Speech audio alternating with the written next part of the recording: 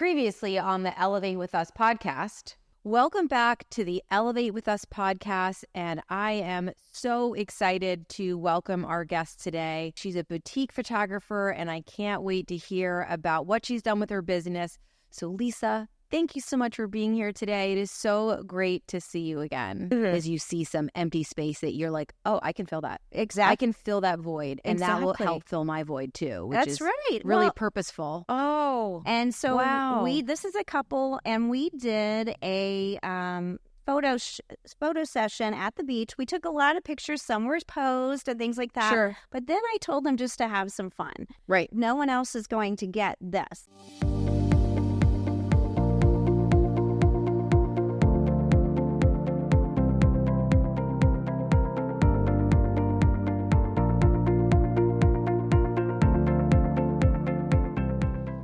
Like, you're not going to stage this again, like, because this is authentic. Right. It happened. You photographed it, and then you made something out of it. And you didn't go into it saying, all right, guys, these are the things I want you to do. No. Right. You just, like, did some stuff, and you were like, okay, we did some poses. We did whatever we did. Just be you. Yeah. And this is what came out of it. Exactly. Because if you get to know the person, you know, that when I do a work with a client and I take them through what I call my experience, in the beginning, I'm learning a lot about them. Okay. I really want to know who they are. I want to know who their family is, if it is going to be a family session or if it's a couple. You know, what's going on in their life? Are they celebrating some milestone? What are they like? You know, what kind of fun things do they do? Because you want them to come through. Like, yes. This really does tell a lot about them. I mean, it's beautiful. Yeah. I mean, it is absolutely gorgeous. I mean, the background's remarkable. Like, however you pick, had the sunset happen or sunrise. Yeah, this is at sunset. Sunset. And it was a dreary day, which was very interesting. See the sun. Like, you can see that these are not taken at the exact same moment, right? Because the background they're running changes. Around doing different things. It's like so cool. Yeah, and it's very well done. We had a very fun time that day, and it takes knowing the person a little bit about that person. And so same thing, like if you're going to do a family session and they want some children photographed separately, we're learning about, you know, that child. You Sure. know, what are they like? Are they quiet and shy, or are they really outgoing, so that we can create something special out of that session? And so I go in already knowing in my head, okay, this is the personality of these people I'm working with. How can I capture some of this? And then maybe I have some ideas formulated of like how I could do some things. Sure. But in the end, every session is so unique because each person is unique. Right. And I'm able to put together things like that out of the sessions that I do. And I absolutely feel like these are the things you want to pass down. Mm-hmm. This is where you want your story to be told. You don't even have to really say anything about that. You just see this is a couple that's in love and they have fun together. Absolutely. So it's so fun. I just love it. It's so neat. So, Lisa, what's the name of your company? The Lisa Renee Experience. And I seriously don't think you could have named it any better. It really encaptures kind of who you are and what you're doing, and that you're doing something different for them because you're making it about the client. Yes. So much and what their experience is. And you're ensuring if a couple comes in and they're really quiet, you might not ask them to dance because that's going to be out of their comfort zone, right? That's not going to capture their story. Or the same thing if you've got boys. I have boys when they were wild, which a lot of them are. You know, having them just stand and look at you is going to be very difficult. Exactly. So instead, you're going to capture them for who they are. I always found girls to be a little bit more quiet. So perhaps you could get girls to do things that are quiet when they're younger. So I just love that you're meeting people where they are and ensuring, you know, that gets told. So I love how we met because it's one of my favorite words, serendipitous, right? Yes, right, we I've used that word. Oh my gosh, I try to use it as often as I can. Because it's just such a cool word. It is. You know, it's just and the meaning's so cool. If you don't know, it means a chance meeting. So we met through a networking event. We did. We were both invited by someone we did not know. Mm-hmm. And Cynthia, did she DM you on Facebook like she did for me? Do you know how? Yes, I think that's how. Yes, it did start a Facebook conversation. Yeah, yes. So she like DM'd both of us individually and invited us to like a women entrepreneur networking event. It was like a kind of a women empowerment event. Yes, exactly. Yes. That's a great word. That's a better word than I was using. Yeah. So we went to an event. It was in Jacksonville. We had to pay like a very small amount of money. Yeah, wasn't that? And then it was also, she was partnered with like a women's group with clothes, like dress clothes. Yes, it was a charity event where you could like donate money or bring clothes for, and she's still very much a part of it. And what's funny is you were one of the only people I spoke to at it. And I was just instantly drawn to you. And you actually spoke at a real estate event for me to help encourage the agents to feel more comfortable on camera. Yeah. Because that was a big part of your business at the time. Yes. And it was so great because sometimes agents don't want to hear me talk about it because I don't struggle on camera, which we have talked about is weird. Yes. Most human beings really do not like it. So therefore, it's hard for me to relate to it because I don't know their struggle, right? So I needed someone to help with that. And it was so fun. We had like such a great class. I still have all the notes from it. I still use it when realtors come in to talk about how to relate to people. They need to tell their story. You've reminded me I need to talk about it a little more. So I so appreciate that. But we just became like instant friends at that event. And I just love it because here we are. I don't even know, it was a year ago, year and a half ago. I don't even know how long ago it was. Probably about a year ago. Probably a year ago, right? Yeah. And from that, we've been able to kind of entangle our businesses, which is just so neat. Yes.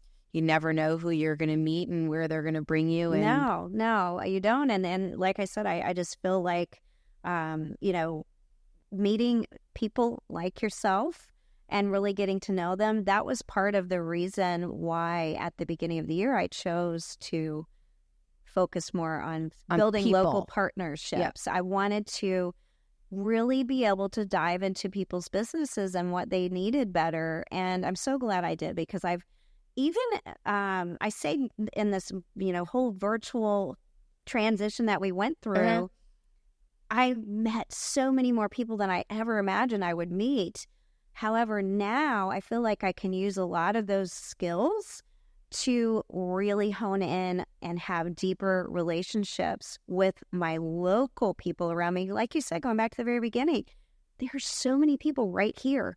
So many people right here. Yeah, and you have no idea, right? You just have no idea what an amazing... And it doesn't matter where you live, right? So we live in the Jacksonville area.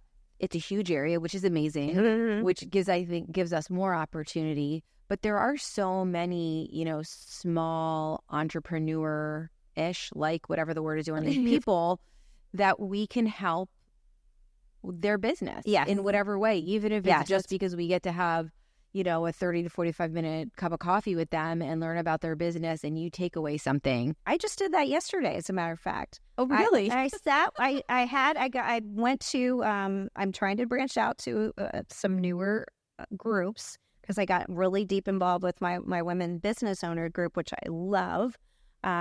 So I decided, I'm like, I don't care. It's holiday time, end of the year. I'm going to start finding some so that come the new year, I can get more involved with one that I pick out. And I met this gentleman. I met several great people.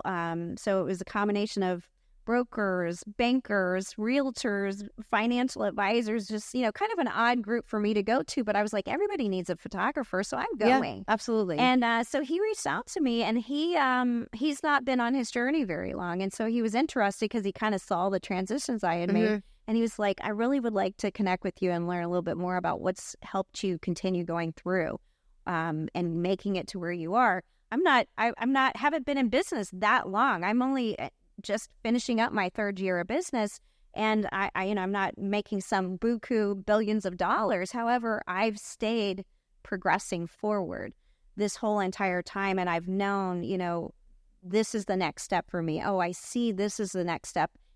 And how have I gotten through those things? And so he was more interested in having a conversation about, what was some of the challenges that I had? What were the challenges? And then what do I feel like really has helped me get through it the most? And I told him, I said, really the biggest thing for me was when I finally found that women's support group last year. When I found that, I was feeling at my bottom's end of I was remember alone. we talked about it because Yeah. I remember you told me about that group. I unfortunately have had great intentions of being involved in any of them, but it hasn't happened. But there's always the future. I Well, will. you may not have, that may not be a need necessarily for you. If you have No, but it is. other things that you're doing, we all have to find our thing. Yeah. And for me, that I had given up on networking. Like me going to the thing and meeting you again, it really was serendipitous because I wasn't going to things.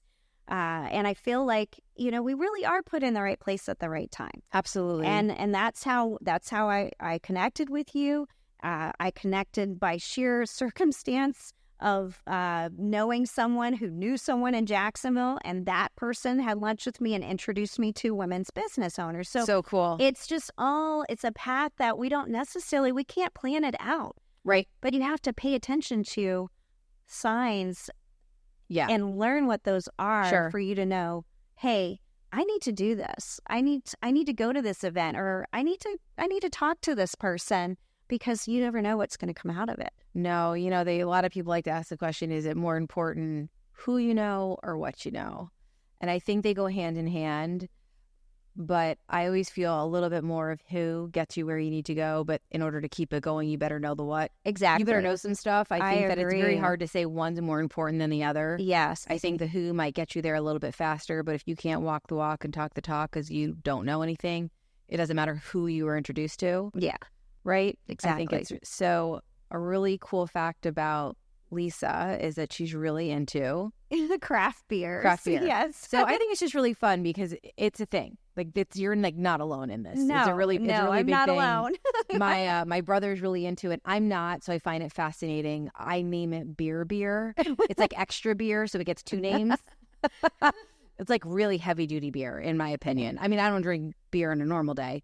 So the craft beers are just very intense for those of us that are not like super beer drinkers. Yeah. And there's quite a few breweries in Jacksonville. Oh, wow. So like as a craft brew Yes. lover, you're able to have an amazing experience here. Yes, and I find new ones all the time that I'm like, how did I not know this one was here? Like they're popping up all over, and they have been. I mean, craft beer it's not necessarily a new thing. I think in the last 3 to 5 years, it's really, really blown up. Yep. And I don't have the statistics behind, how many breweries popped up and all this stuff, but I would say that's kind of this explosion happened. Maybe even, it might be 5 to 7 years. I've been drinking craft beers, though, and I'm not going to say how old I was, but for a long time, because my father traveled in the military. And whenever I would get together with him, he always had something interesting. And he never, didn't allow me to try things. Sure. I did the same thing with my daughter. I let her try things, when we were at home. So it just was a kind of a normal thing to know that, okay, well, I'm going to get to try, this, whatever this beer is, or this, it was wine back then too. Now, I don't drink wine anymore. I can't.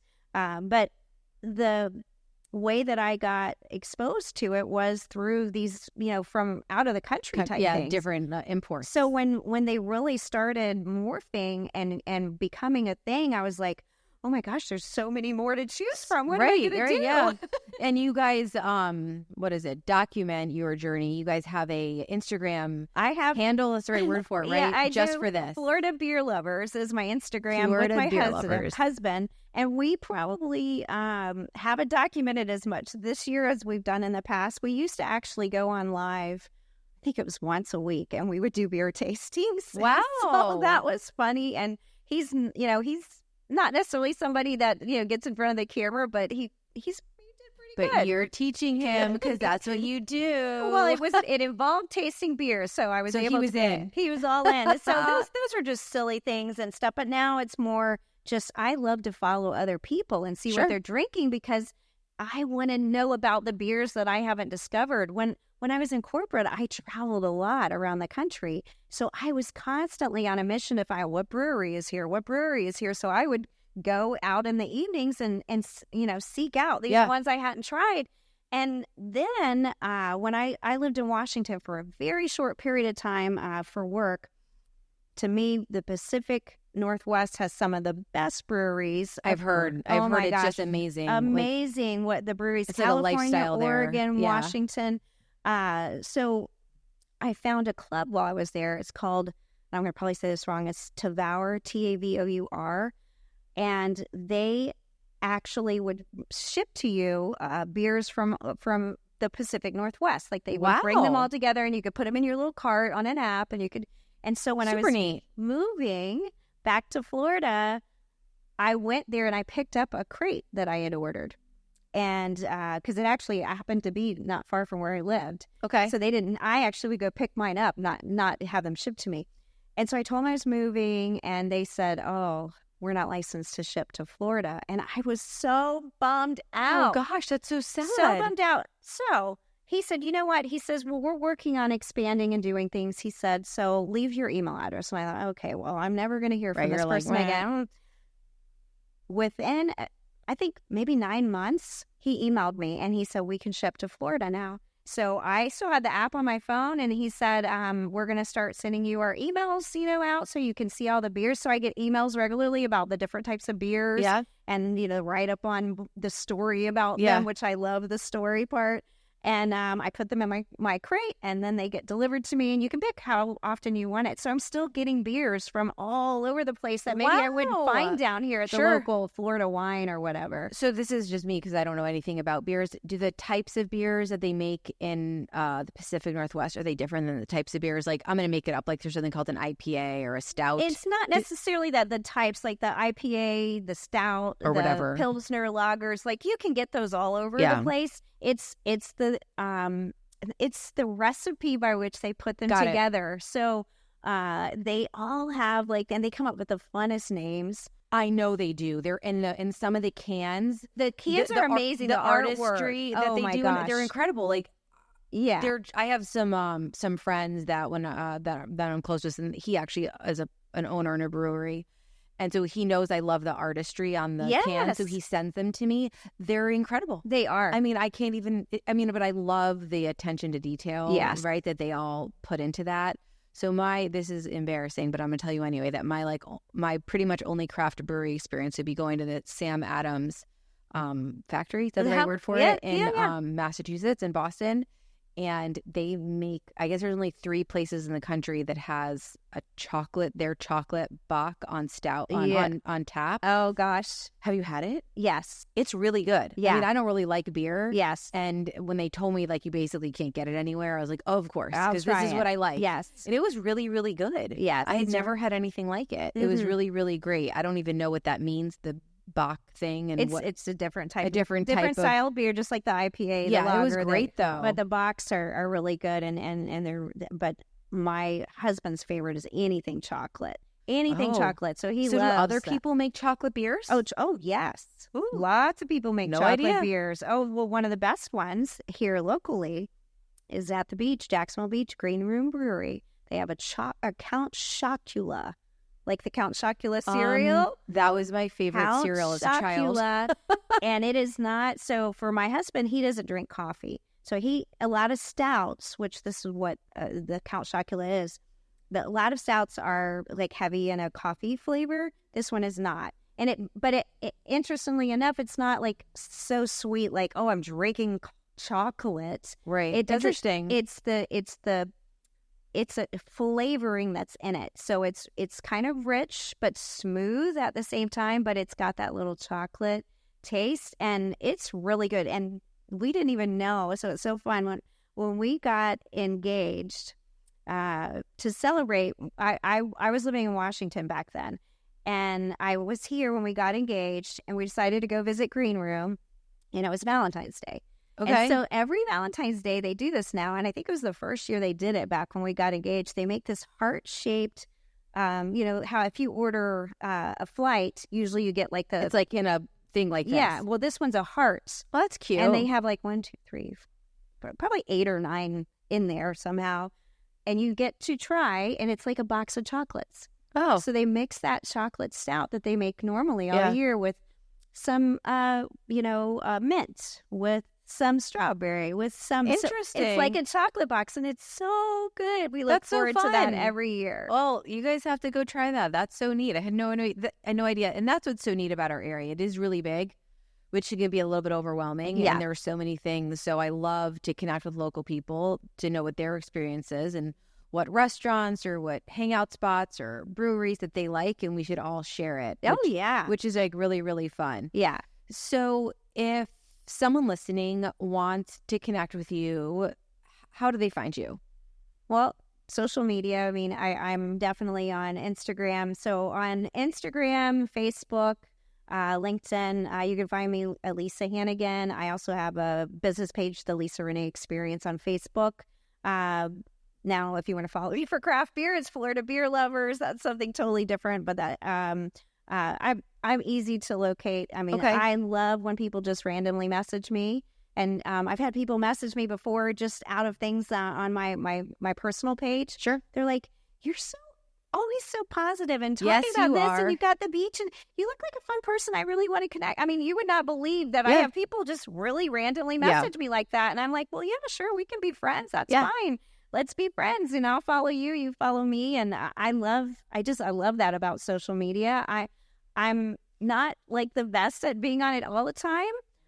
It's a little overwhelming. It can and a little be, but I do draining love sometimes. the fun of seeing what other people are doing and what they're experiencing in their life, and kind of feeling like you're a part of that.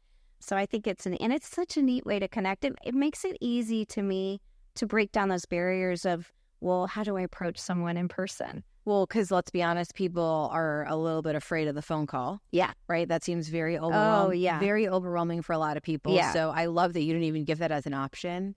You were like, hey, call me, find my number here, because probably no one's going to do that. So message me or email me. I mean, whatever people are comfortable with. I mean, I'm happy to talk on the phone, but I know a lot of people don't. They've shy away from that. And then I'm going to assume that your website and your Facebook page has your work, different things you've done, so people can kind of see what you've done. Right. And obviously, since I'm transitioning, and this is there might not be a ton. There's more probably related to the branding and the commercial shoots. I mean, if you go on my personal page, you can see pictures of the beach and stuff, but you're starting to see things more sprinkled in there of the recent, more recent side of my business. But obviously, I'm happy to show anyone my work. So then let's just say someone listens to this podcast, they've been looking for somebody to kind of document their family, and they reach out to you.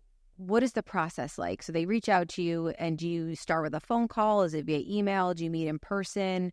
Because you said you kind of want to learn about them a little bit. So what does that look like? Well, I do have what I call just an initial consultation kind of phone call. And that's usually how it starts and it's about a 15-minute phone call. Oh, quick.